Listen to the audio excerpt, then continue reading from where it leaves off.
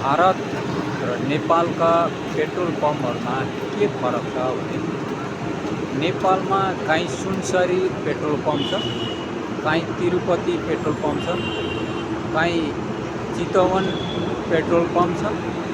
तर सारा इन्डियाभरि भारतभरि भनेछु यहाँ चाहिँ इन्डियन ओयल अथवा हिन्दुस्तान ओयल का नाममा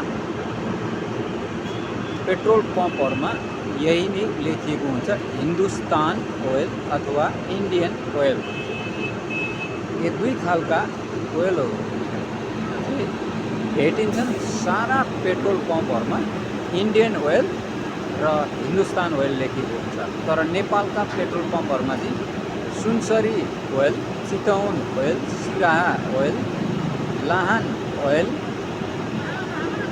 आदि इत्यादि लेखेको पाइन्छ।